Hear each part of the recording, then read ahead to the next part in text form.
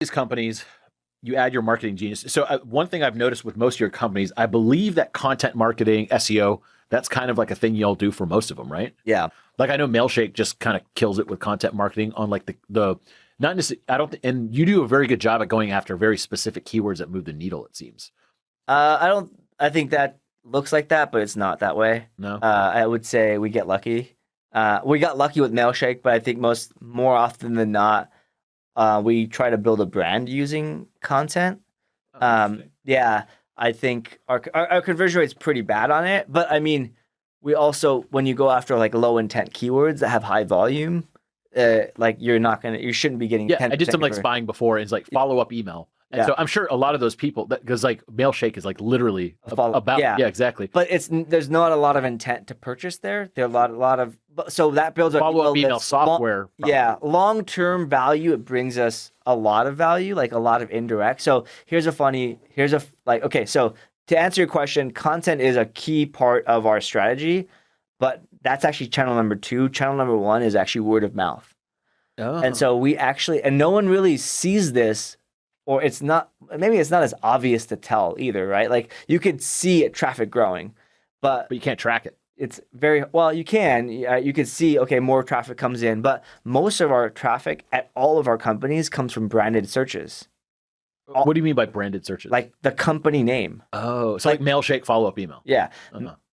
Or just Mailshake.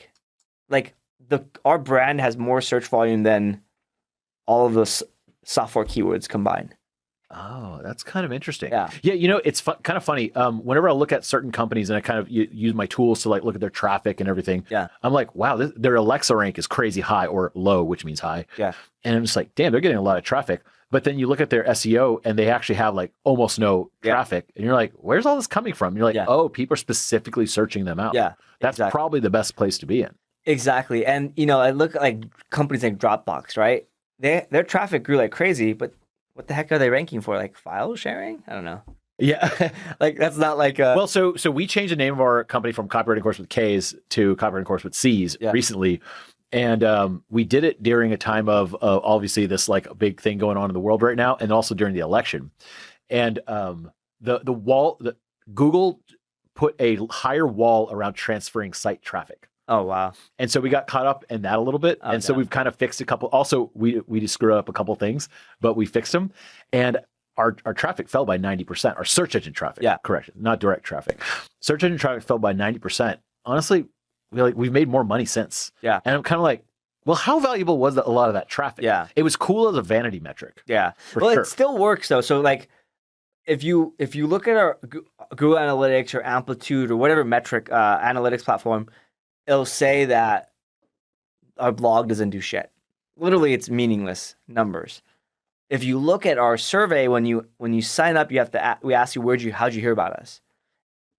Our blog, because we have our blog on there, our content, and we've shifted the position up a lot, and that's like 40%. So like, yeah. Well, also at those big numbers, like we were getting between around 10,000 average per day up to about 15,000 per day. Yeah. Site visits. So even if the conversion rate's low at those numbers, it's still significant. So our email signups definitely dropped. Yeah. But overall, I think it's long-term value though. It's the content is a great long-term value, building your email list, building your brand. But I think I try to focus on the product and try to figure out how to make it unique. And like a big problem to solve, and I'm not saying that we're like winning at it, but like chipping away at it helps a lot. So that's what we kind of try to focus on.